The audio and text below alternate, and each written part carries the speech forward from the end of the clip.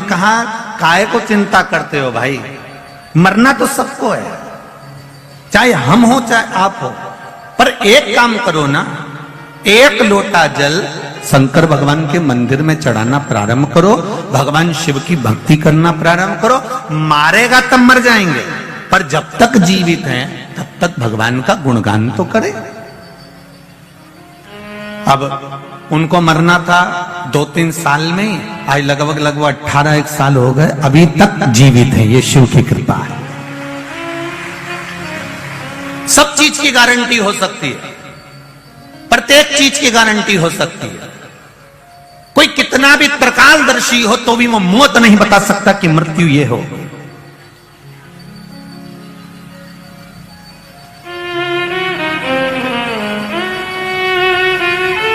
हमारे काव्य की हमने पत्रिका दिखाई, लोगों ने कहा इतना जिएगा, कोई कहता था इतना करेगा। तो ये क्यों? मृत्यु की गारंटी नहीं है ना, मनुष्य के शरीर की कोई गारंटी नहीं है। सब बेटों ने जन्म लिया, शादी में 50 लाख रुपए खर्च करे, 25 लाख रुपए खर्च करे, 40 लाख रुपए खर्च करे, घर में बहू आ गई, कोई गारंटी ले ले कि ये बहू सास ससुर की सेवा करेगी। अगर कहीं बड़ौदा के लोग गारंटी लेते हो तो हमको भी बता, हम भी इधर की बहू ले जाएंगे। बोलो री जीजियों, कोई लेता है गारंटी?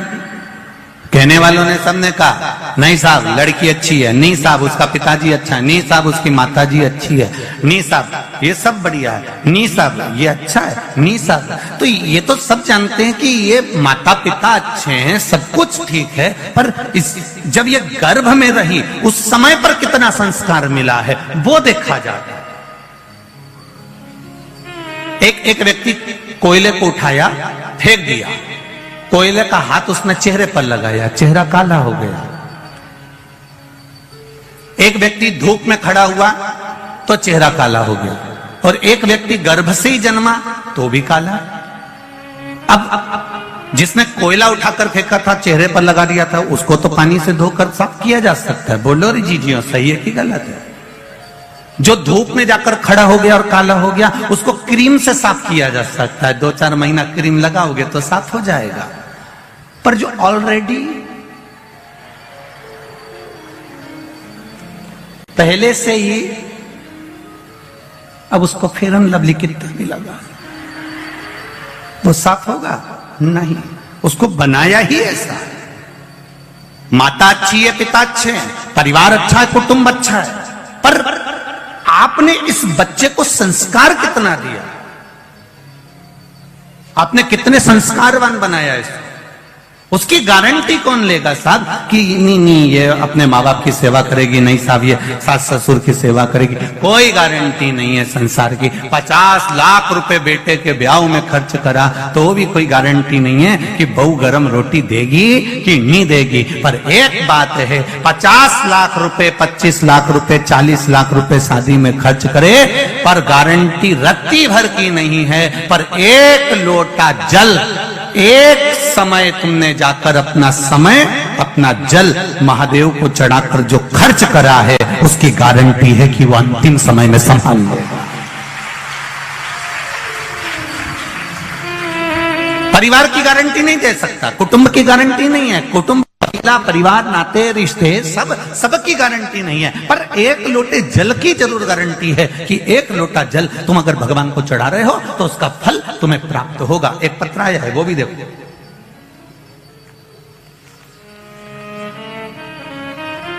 रोज पत्रों का जो ढेर लगता है, ये आपके विश्वास का ही तो प्रतीक है, आपके भरोसे का ही तो प्रतीक है।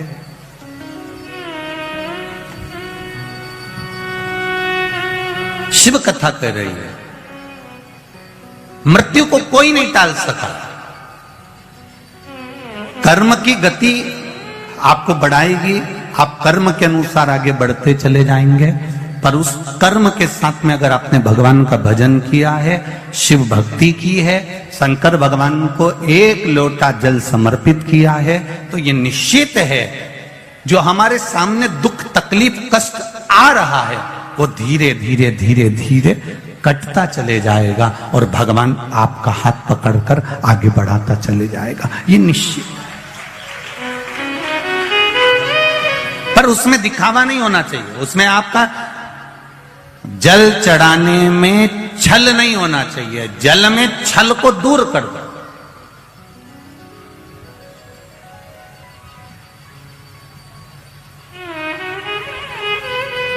एक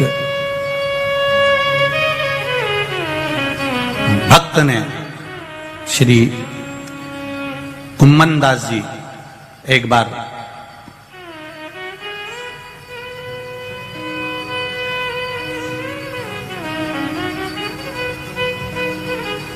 ब्रजमंडल में श्री कुम्मन दास जी रहते थे, भगवान कृष्ण के ठाकुर जी करते थे।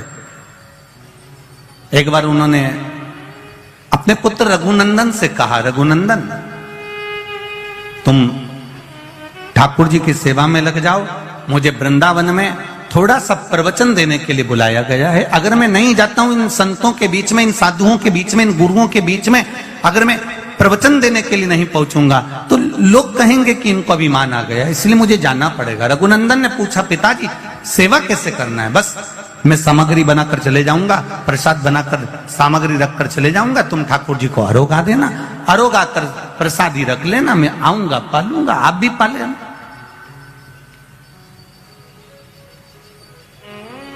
अब रोज कुम्मन दास जी ब्रजमंडल में वृंदावन जाते, प्रवचन देते, शाम के टाइम पर आते और आते से वो कहते, लाओ बेटा रघुनंदन भगवान का प्रसाद लाओ, लाओ जरा, ठाकुर जी को जो आपने दिया है निर्माल, आप भगवान को जो प्रसाद प्रदान करे हैं, जो सामग्री निर्मित करी हुई अपन ने भगवान को धराई,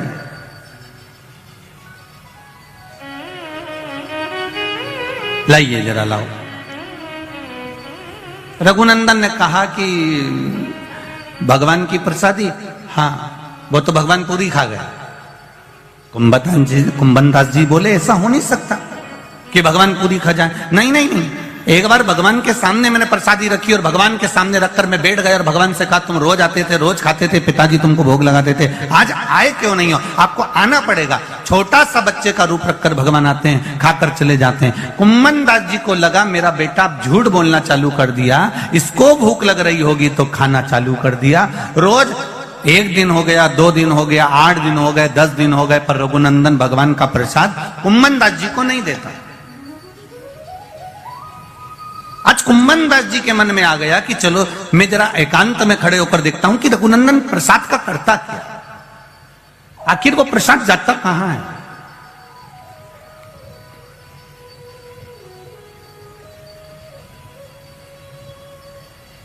रघुनंदन ने भगवान को पुकारा, आइए लाडले भोग लगाइए। भगवान बच्चे का रूप रखकर आए। आज कुम्मन दास जी ने एक काम करा था, जब प्रवचन देने जा रहे थे तो उससे पहले लड्डू बनाकर रख दिए थे कि आज लड्डू का प्रसाद भगवान को धराएगा, और रखकर कुम्मन दास जी चले गए। रघुनंदन ने भोग लगाया। भगवान बाल्य अवस्था का स्वरूप धारण कर छोटे से बालक का रूप रखकर आए। कुम्मन दास जी पीछे से खड़े होकर देख रहे हैं कि आखिर होता क्या है, ये प्रसाद जाता कहां। तब क्या देखा कुम्मन दास जी ने कि एक छोटा सा बच्चा आया, उसने एक हाथ में लड्डू उठाया, दूसरे हाथ में लड्डू उठाया, और एक लड्डू हाथ का लेकर जा रहे थे मुख की ओर, और दूसरा लड्डू हाथ में था वो नीचे की ओर था। और इतने में कुम्मन दास जी सामने आकर खड़े होकर भगवान के चरण पकड़ लिए, लाला बड़ी कृपा करी आपने, आज लड्डू का भोग लगाया। भगवान ने कहा, कुम्मन दास तुमने मुझे ये प्रसाद का लड्डू खाते हुए देख लिया, अब संसार के लोगों के लिए, पूरी दुनिया के लिए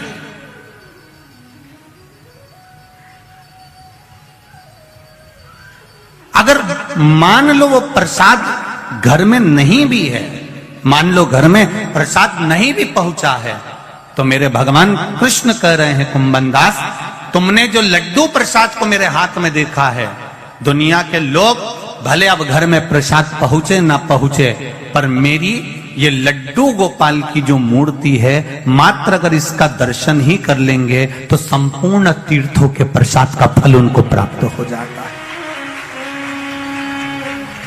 आपके यहां भी होगी लड्डू गोपाल की प्रतिमा। कई लोग कहते होंगे लड्डू गोपाल कब बने, तो आप बता सकते हो कि कुम्मन दास जी के प्रेम से प्रसाद को पाते समय, उस प्रसाद का आनंद लेते समय कुम्मन दास जी ने जो भगवान का दर्शन करा था, उस प्रसाद के सुख से कुम्मन दास जी के कारण आज भी संपूर्ण भारत देश में ही नहीं, देश में नहीं विदेश में भी लड्डू गोपाल विराजमान।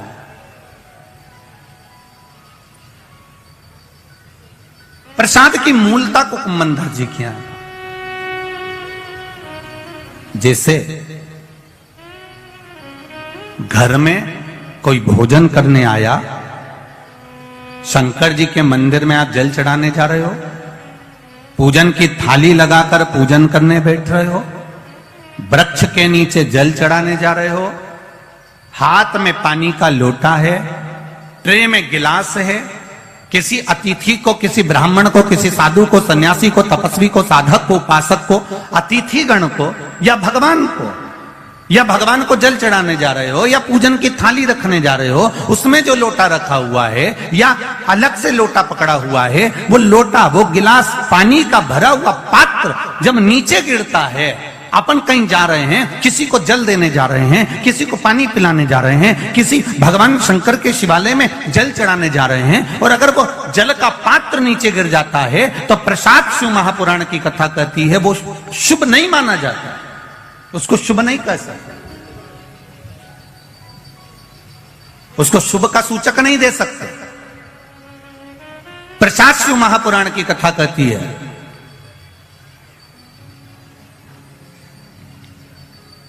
चंचुला देवी करा दो। तुम रुका जी ने कहा कथा कहने में मना नहीं है, पर तू बेधब्य है। अगर कोई जोड़े से बैठकर आराधना करे तो कथा सुन, मना नहीं है, तो कथा सुनेगी।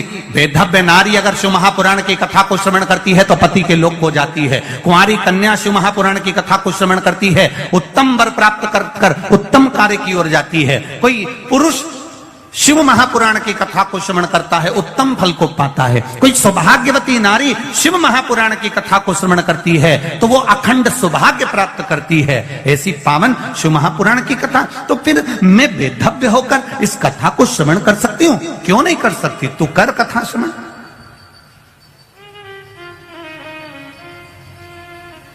चंचुला देवी ने हाथ में जल लिया, भगवान देवाधिदेव महादेव से प्रार्थना करने जा रही है कि मेरे पति के लिए मैं शिव महापुराण की कथा करवा रही हूं, पर यजमान नहीं है, कोई जोड़ा मेरे पास में नहीं है। माता पार्वती जी ने कहा चंचुला देवी तुम शिव की आराधना करो, शंकर की आराधना करो, वो तुम्हारे यजमान बनेंगे, वो कथा के यजमान बनकर बैठेंगे, जोड़े से मैं बैठूंगी। अब चंचुला देवी पानी लेकर जाती है शंकर जी के मंदिर में चढ़ाने के लिए। जितनी बार चंचुला देवी जल लेकर शिव के चरणारविंद को शिवलिंग पर चढ़ाने के लिए जाती है, बालू का शिवलिंग बनाकर उसकी पूजन करने के लिए जाती है, जितनी बार जल का पात्र हाथ में लेती है उतनी बार पात्र गिर जाता है। अभी तक जितनी भी कथा हुई हैं, आप पुरानी कथा भी निकाल कर देखना, उस कथा में चंचुला देवी का जो आराधना का प्रसाद जल का जो महत्व है वो आज तक कथा में वर्णन नहीं आया। पर ये जो प्रसाद शिव महापुराण की कथा चल रही है बड़ौदा में, आपको पहले भी कहा कि ये कथा संपूर्ण भारतवासियों के लिए और देश विदेश में बैठे हुए भक्तों के लिए एक अलग गौरव की बात है कि ये कथा का रसतत्व अपने को मिल रहा है। चंचुला देवी के हाथ से कलश गिर गया।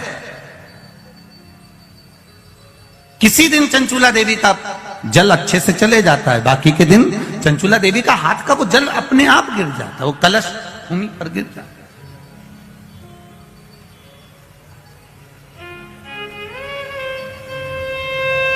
फिर चंचुला देवी अंदर जाती है, फिर जल लाती है, फिर शिव जी को समर्पित करती है। पर एक बार का लाया हुआ जल तो नीचे गिर गया। कितनी सुंदर सुंदर बात हमारे यहां शिव महापुराण वर्णन करती है। मांग में माता सिंदूर भर रही हैं, मांग में सिंदूरा भरा जा रहा है, मांग में कंकु भरा जा रहा है, मांग में सिंदूर भरा जा रहा है, और वो सिंदूर नाक पर गिरता है, वो सिंदूर नासिका पर गिर गया तो कहते हैं कि कोई काल आने वाला था पति के ऊपर, वो काल टल गया और नाक पर सिंदूर आया तो नारी का सौभाग्य और अखंड हो गया, ये शास्त्र कह रहा है।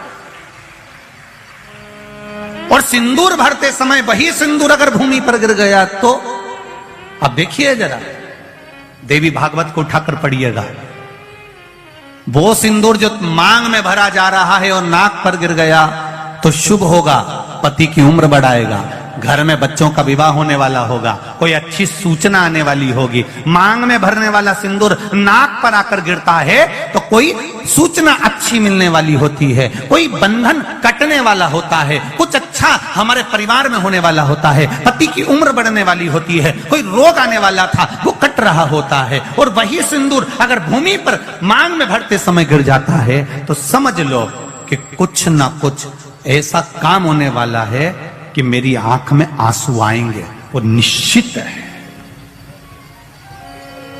वो निश्चित है।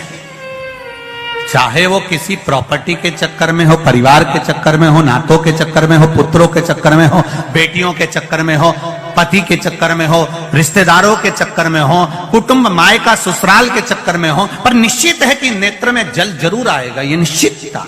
क्योंकि भूमि पर वो सिंदूर अगर नाक पर गिरा है तो शुभ है, पर वही सिंदूर अगर भूमि पर गिरा है तो वो अशुभ है।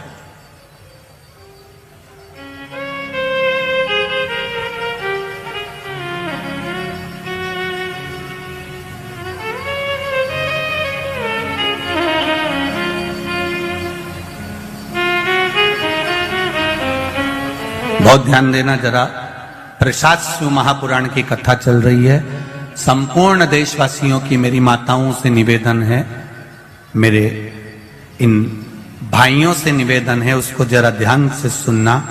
आप सालासर बालाजी गए, आप मेहंदीपुर बालाजी गए,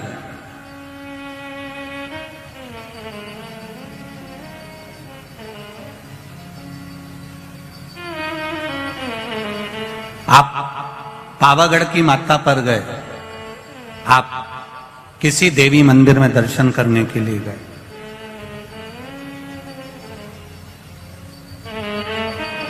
वहां से उन्होंने हनुमान जी के मंदिर का सिंदूर लिया और तुम्हारे माथे पर लगा दिया। समझना जरा कथा को बहुत अच्छे से, उन्होंने हनुमान जी का सिंदूर लिया, तुम्हारे मस्तक पर लगा दिया। अब मस्तक पर आपने अगर सिंदूर लगाया है और हनुमान जी महाराज का या देवी जी का या भगवान का सिंदूर आपके मस्तक पर लग गया है तो वो सिंदूर कम से कम शास्त्र कहता है 2.5 घंटे तक आपके मस्तक पर रहना चाहिए। कितने घंटे तक रहना चाहिए? जम के बोलो जरा। 2.5 घंटे तक रहना चाहिए। कारण क्या है? भगवान के चरण का अगर कोई गलत जगह पर टंग जाता है, लोग उसका गलत हाथ का प्रयोग कर लेते हैं, वो जितनी जगह गलत जगह जाता है उतना दोष हमको लगते चले जाता है। इसलिए सिंदूर का क्रम है कि कोई पुष्प है, उस पुष्प से उस सिंदूर को लगा लिया जाता है, कोई पत्ती है उससे सिंदूर को लगा लिया जाता है, उस पुष्प को फिर विसर्जन में, अगर विसर्जन में नहीं रख सकते तो अपने घर में जो गमला होता है जिसमें पौधा लगा होता है, उस पौधे में उसको डाल दिया जाता है, जिससे वो सिंदूर उसमें मिल जाए और हमारे घर में सदा रहे। पर हमने कोई टाविल, होटल में ठहरे तो होटल के टाविल से पोंछ दिया, कहीं ठहरे थे तो दीवार से पोंछ दिया, कहीं लगा दिया, उसका दोष है, उसका दोष।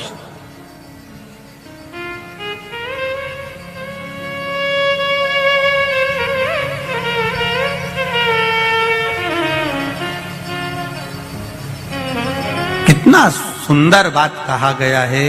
नारी मस्तक पर मांग में सिंदूर भर रही है, नाक पर गिरा शुभ है, जमीन पर गिरा शुभ है, जमीन पर गिरा वो शुभ है, पर मांग का सिंदूर नाक पर आया। इसलिए आज भी बिहार में जो लोग, राजस्थान में, बिहार में, मारवाड़ में इधर उधर अगर आप लोग जाते होंगे तो जब कई बार आपने देखा होगा, आप जाइए जरा कहीं योग लगे तो दादी रानी सती के मंदिर पर जाइए, या आप कहीं झुंझुन जाइए, कहीं आप बिहार साइड उत्तर प्रदेश साइड में जाएंगे तो माताएं जब मांग भरती है, जब वो छठ की पूजन करती है, कोई बड़ी पूजन करती है तो सिंदूर थोड़ा सा नाक पर लगाकर सिर तक लेकर जाती है। चाहे बंगाल साइड में चले जाओ, चाहे आप यूपी में, चाहे बिहार में चले जाओ, नासिका पर सिंदूर का भाव हो जाता, जमीन पर नहीं गिरता।